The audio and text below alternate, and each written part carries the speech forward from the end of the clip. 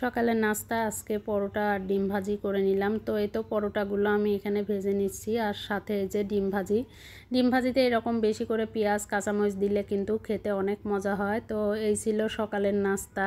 সকালের নাস্তা শেষ করে এখন দুপুরে রান্না করব। তো আজকে দুপুরে রান্না বান্না করে নিয়ে দিয়াবাড়ি গরুর হাটে যাব। আমাদের খামারের গরু আসছে, তো ওখানে যাব একটু। আমাদের খামারের গরু দেখাশোনার জন্য অনেক লোক আসছে, তো তাদের জন্যই কিছু খাবার দাবার রান্না করে নিয়ে যাব। জন্য আমি এই তো দুপুরে রান্না শুরু করে দিয়েছি। রান্না করে দুপুরের খাবারটাই তাদের জন্য আজকে নিয়ে যাব। তো আমি এখানে প্রথমে ট্যাংরা মাছটা ভুনা করে নিব। ট্যাংরা মাছে এখানে পেঁয়াজ দিয়ে এবার বাটা মশলাগুলো এখানে দিয়ে দিলাম। জিরা বাটা, একটু রসুন বাটা দিয়েছি, আর সামান্য পরিমাণ একটু আদা বাটা। ভুনা তরকারিতে একটু সব রকম বাটা মশলা দিলে কিন্তু ভালো লাগে। এরপরে এই যে লবণ দিয়ে দিলাম, দিয়ে এখন মশলাটা একটু কষিয়ে নিয়ে এরপরে তো গুঁড়া মশলাগুলো এখন দিয়ে দিব। এখানে আমি হলুদের গুঁড়া, মরিচের গুঁড়া আর ধনিয়া গুঁড়া দিয়ে দিব। দিয়ে এখন মশলাটা ভালো মতো কষিয়ে নিব। তো এই যে হলুদের গুঁড়া দেওয়ার পরে যে মরিচের গুঁড়া দিয়ে দিলাম, আর ধনিয়া গুঁড়া দিয়ে এই যে মশলাটা এখন ভালো মতো কষিয়ে তারপর রান্নাটা করে নিব। তো মশলা এই তো কষানো, এরপর আমি এর ভিতরে কিছুটা কাঁচামরিচ দিয়ে দিলাম। কাঁচামরিচটা দিয়ে মশলাটা একটু বেশি সময় ধরে ভালো করে কষিয়ে নিয়ে এরপর আমি এর ভিতরে ট্যাংরা মাছগুলো দিয়ে দিব। ট্যাংরা মাছটা বেশ বড়ই ছিল। তো এই তো ট্যাংরা মাছগুলো দিয়ে দিলাম। ট্যাংরা মাছ দেওয়ার পর এখন মাছটা ভালো মতো কষিয়ে রান্নাটা করে নিব। তো এই তো মাছগুলো আমি এখানে হালকা করে কষিয়ে নিচ্ছি, বেশি নাড়াচাড়া করে যাবে না, নাড়াচাড়া করলে মাছটা ভেঙে যেতে পারে। তো এই তো মাছটা কষানোর পর আমি এখানে পরিমাণ মতো পানি দিয়ে দিয়েছিলাম। এবার উপর দিয়ে একটু জিরা গুঁড়া দিয়ে দিলাম। তো এই যে আমার ট্যাংরা মাছ ভুনাটা হয়ে গেছে, এখন এটা নামিয়ে ফেললাম। এখন রান্না করব, মুরগি রান্না করে নিব। তো মুরগি রান্নার জন্য আমি এখানে সব রকম মশলা কষিয়ে এরপর মুরগিটা দিয়ে দিয়েছি।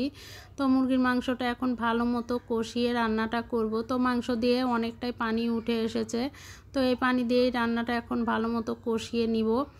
তো একটু কষানো হলে আমি এর ভিতরে আগে থেকে সিদ্ধ করে আলু ছিলে রাখছি, এই আলুগুলো এখন দিয়ে দিব। তো এই যে আলুগুলো দিয়ে আবার বেশ কিছুক্ষণ মাংসটা এখন কষিয়ে নিব, পানিটা শুকানো পর্যন্ত। ভালো মতো কষিয়ে রান্না করলে কিন্তু মুরগির মাংসটা খেতে অনেক মজা হয়।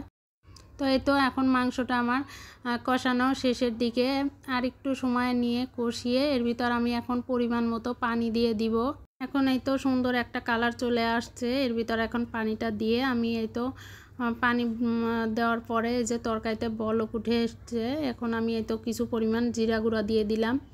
জিরা গুঁড়াটা দেওয়ার পর আর একটু সময় রেখে নামিয়ে ফেলবো। তো এই তো মুরগি রান্নাটাও আমার হয়ে গেল। তো এরপরে রান্না করব ঢেঁড়স দিয়ে ডাল চচ্চড়ি। যেহেতু আজকে হাটে যাব, ওই জন্য আমি খুব দ্রুত রান্নাগুলো কমপ্লিট করতেছি সকাল থেকে। একদম সকাল সকালে রান্নাগুলো করে নিলে আর সারাদিনে কোনো ঝামেলা থাকবে না। আর দুপুরের খাবারটা নিয়ে যাব, এর কারণে একটু সকাল সকালে রান্নাগুলো করে নিচ্ছি। এরপরেই তো এখানে ঢেঁড়স আর ডালের চচ্চড়িটার জন্য আমি এখানে ডাল, ঢেঁড়স, কাঁচামরিচ, পেঁয়াজ সব কিছু দিয়ে দিলাম।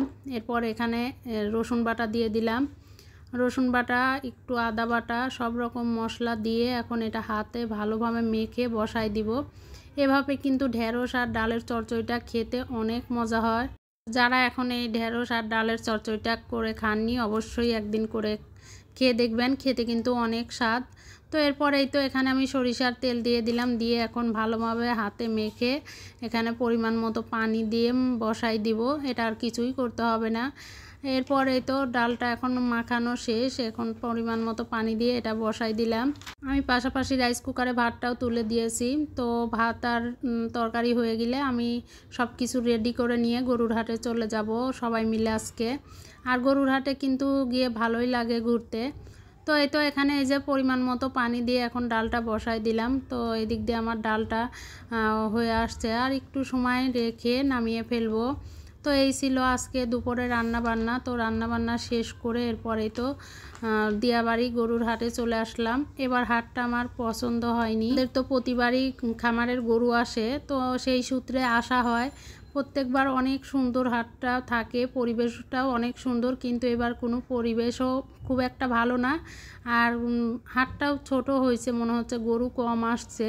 প্রত্যেক বছর তো মনে হয় যে পা দেওয়ার জায়গা থাকে না, এত পরিমাণ গরু আসে। তবে এখনও সময় আছে, আসতেও পারে। তো এই তো কথা বলতে বলতে আমরা হাটের ভিতর চলে আসলাম, আয়রামণি আর তার বাবা। তো এই যে এই গরুগুলো দেখতে পাচ্ছেন, এগুলো সব আমাদের খামারের গরু, এগুলো আমাদের বাড়িতেই পালা হয়। তো গরুগুলা কিন্তু সব এক সাইজের এবং খুব সুন্দর কালার, লাল কালার, দেখেন দেখতেই সুন্দর লাগছে। আর এগুলো সব দেশি গরু। তো এখানে এই যে আমাদের খামারের গরুগুলো কিন্তু, আর এই কয়েকটা গরু ছিল, এগুলো একটু বড় সাইজের গরু। আপনাদের কারো যদি গরু প্রয়োজন হয় এখানে এসে নিতে পারেন। তো এগুলো কিন্তু একদম দেশি গরু, আর এই গরুকে কিন্তু আমাদের সব খামারিরাই খাওয়া দাওয়া করায়, খুব ভালো হবে গরুগুলো। তো এই পাশেও গরু ছিল, সেগুলোও একটু ভিডিও করে নিলাম। আর গরুর হাটে আজকে তো রোদ ছিল, বেশ গরম পড়ছিল, বাতাস খুব কম ছিল। তো আমরা তো এই তো হাটের ভিতর একটু অন্য অন্য জায়গায়ও গিয়ে গরুগুলো দেখছিলাম যে কেমন গরু আসছে। তো এরপর দেখছি যে বিজয় টিভি থেকে চ্যানেলের লোক আসছে, তো আমাদের এই যে আমাদের খামারের লোকদের সাথে কথা বলছে। তো অনেক ঘোরাঘুরি করলাম, বেশ ভালোই লাগলো গরুর হাটে এসে। তো আজকের ভিডিওটা এ পর্যন্তই। আপনাদের সবার কাছে কেমন লাগলো অবশ্যই কমেন্ট করে জানাবেন। আর কেউ গরু নিতে চাইলে চলে আসবেন উত্তরা দিয়াবাড়ি হাটে।